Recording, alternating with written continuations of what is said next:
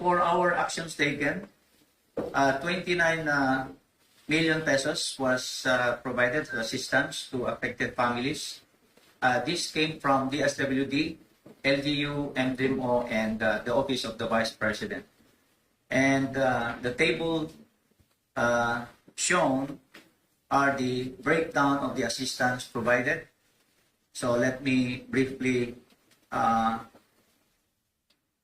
discuss them or mention them. There